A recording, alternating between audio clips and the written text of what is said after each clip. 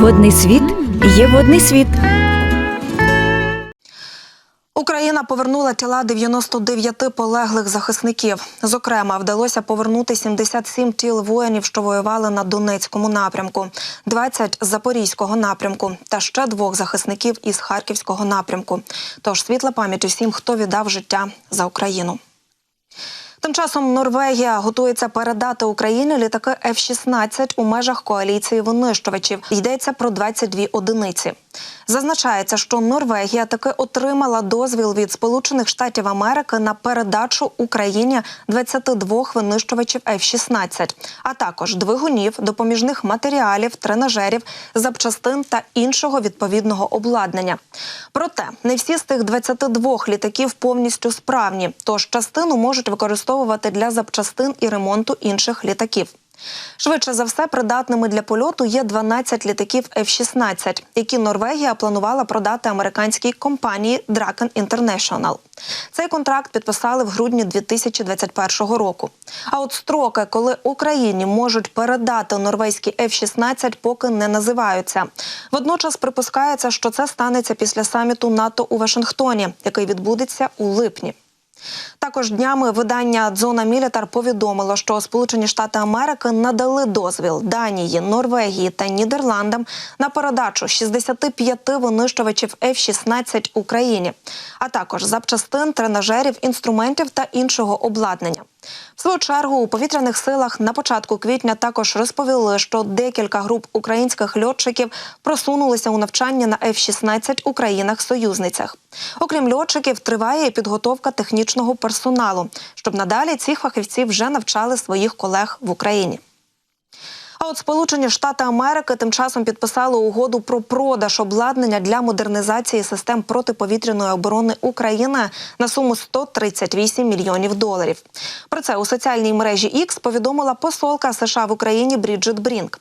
За її словами, цей продаж допоможе підтримувати ефективність протиповітряної оборони України перед лицем невпинних атак Росії на енергетичну інфраструктуру, а також на український народ.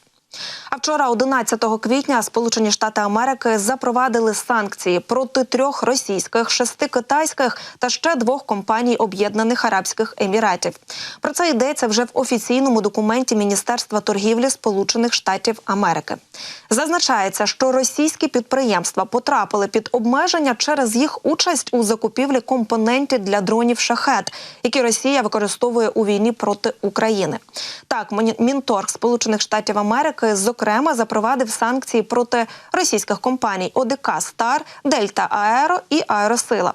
Також під санкції потрапили китайські компанії, які за інформацією влади США беруть участь у постачанні чіпів штучного інтелекту для програм військової модернізації Китаю.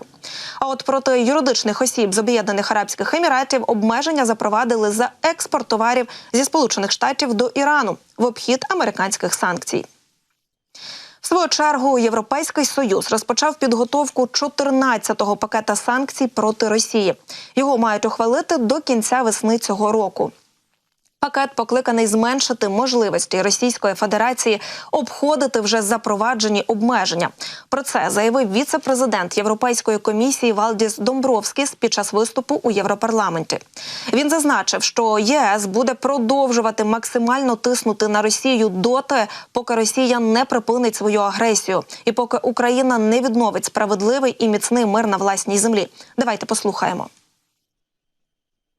Це означає робити все можливе, щоб позбавити кремлівський режим здатності вести війну, забрати у його військової машини джерела доходу, ключові товари та критичні технології.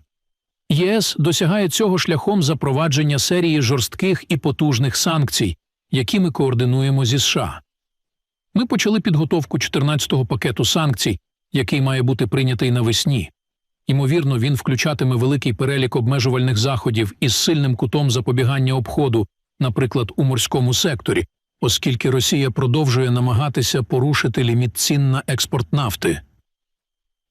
За словами Домбровскіса, ЄС запровадив 13 пакетів санкцій проти Російської Федерації, і вони працюють, але могли б бути ще ефективнішими.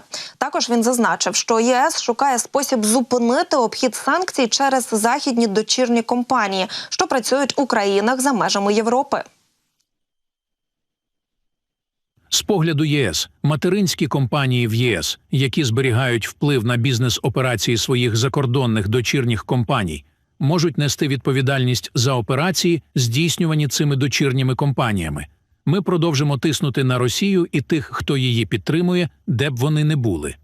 Ми продовжуватимемо переслідувати наближених до Путіна і тих, хто допомагає РФ обійти санкції чи поповнити її військовий арсенал. А от від Литви Україна отримала новий пакет допомоги, до якого увійшли антидрони та генератори. Про це повідомляє Міністерство оборони Литви. Підтримка України Литвою є постійною. Ми всіма способами допомагаємо Україні і шукаємо способи збільшити цю допомогу. Озброєння та обладнання, надані нами та нашими союзниками, роблять важливий внесок у боротьбу України за свободу. Зазначається, що у відповідь на запити української сторони Литва цього року вже поставила Україні боєприпаси калібру 155 мм, а також бронемашини М577, систему боротьби з безпілотниками та необхідне для зимового сезону обладнання, а ще десятки тисяч комплектів теплого одягу, а також тисячі боєприпасів для протитанкових гранатометів «Карл Густав». Загалом Литва надала Україні військової підтримки на суму близько 610 мільйонів євро. Протягом лише цього року вже надано підтримки приблизно на 84 мільйони євро. І окрім постійної передачі військової техніки та обладнання, Литва також активно навчає українських військових, надає українцям лікування і реабілітацію та готує експертні консультації і, звісно, виділяє кошти. А от вчора під час зустрічі із Володимиром Зеленським, який приїхав до Литви, аби, нагадаю, взяти участь у саміті Тримор'я та підписати чергову двосторонню угоду про безпеку, президент Литви Науседа заявив, що нині литовська влада намагається заохотити своїх партнерів допомагати Україні та не тільки ухвалювати якісь рішення, а ще й виконувати їх. Це, зокрема, стосується і боєприпасів. Литва намагається надати усе необхідне вам озброєння, але наші можливості обмежені.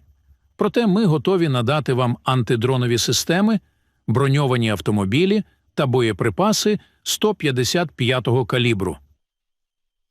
Він додав, що Литва намагається допомагати Україні на шляху до НАТО та Євросоюзу, а литовські експерти будуть поруч з Україною і поділяться необхідною інформацією і досвідом, додав глава Литовської держави. В свою чергу, як відзначив Володимир Зеленський, однією з головних тем зустрічі була протиповітряна оборона для України. Також Володимир Зеленський подякував Литві за підтримку євроатлантичного шляху України. А тепер щодо ППО. Як нестача ППО в Україні впливає на фронт, проаналізували в Інституті вивчення війни. І, як йдеться у звіті аналітиків, нестача систем протиповітряної оборони в Україні призводить до повільних, але, на жаль, постійних успіхів російських сил на фронті.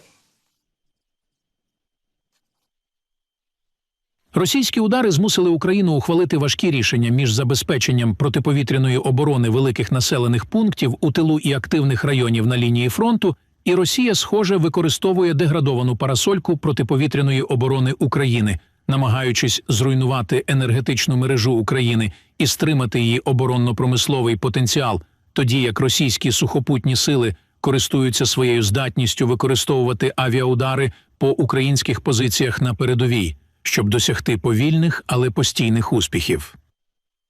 І в Інституті вивчення війни також вважають, що розпорошене і непостійне прикриття протиповітряної оборони вздовж фронту ймовірно сприяло посиленню Росією ударів керованими і некерованими авіабомбами, які російські війська використали для тактичного ефекту під час захоплення Авдіївки всередині лютого 2024 року, і які російські сили, схоже, використовують знову під час поточних наступальних операцій.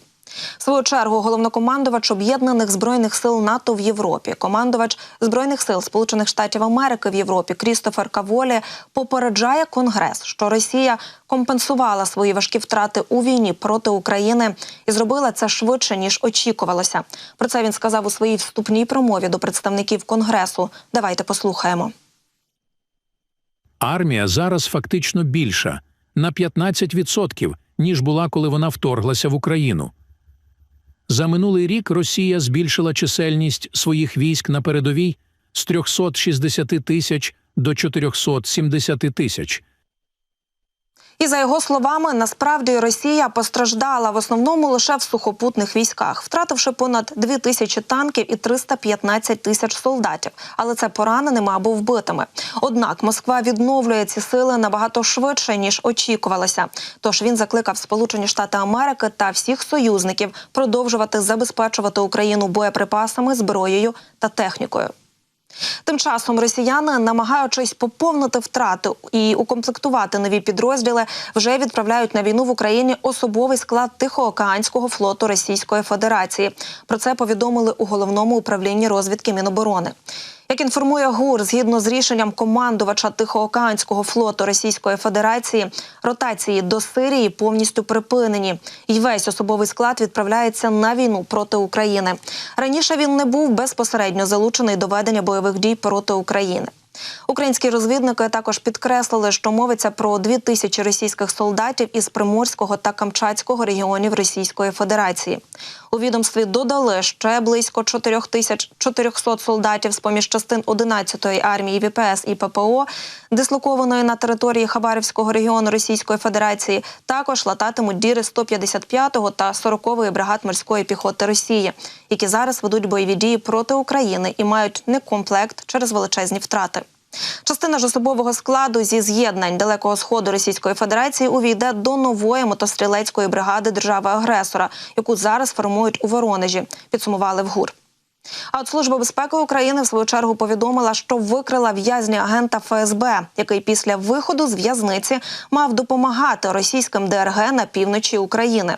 Зловмисники мали збирати розвіддані про сили оборони та навіть сприяти прориву російських диверсійно-розвідувальних груп. У виправній колонії на Житомирщині викрито в'язня агента ФСБ, який вербував інших засуджених для підривної діяльності проти України.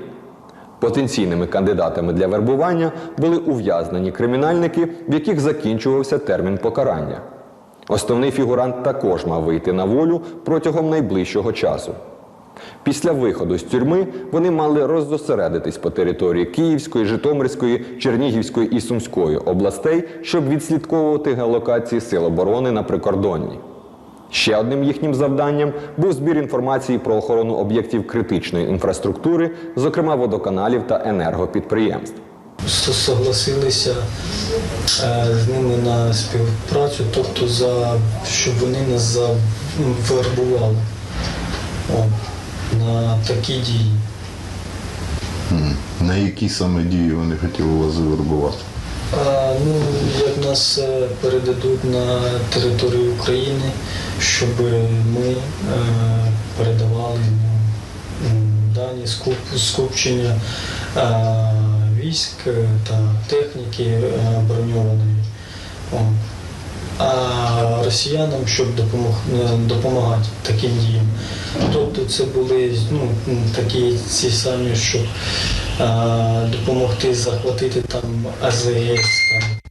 Тобто об'єкт допомагати? Так, щоб їм допомагати. Ворог планував використати ці відомості для підготовки маршрутів прориву власних ДРГ в обхід укріпрайонів та вогневих позицій українських захисників. Також ці розвіддані потрібні були рашистам для визначення цілей російських диверсій у прикордонних регіонах України. Та Служба безпеки завчасно викрила ворожі плани, про які дізналася у ході документування ув'язненого, який працював на ФСБ. Наразі слідчі української спецслужби повідомили в'язню агенту ФСБ про підозру за 2 статтями Кримінального кодексу України. Тож зловмиснику тепер загрожує ще 15 років тюрми.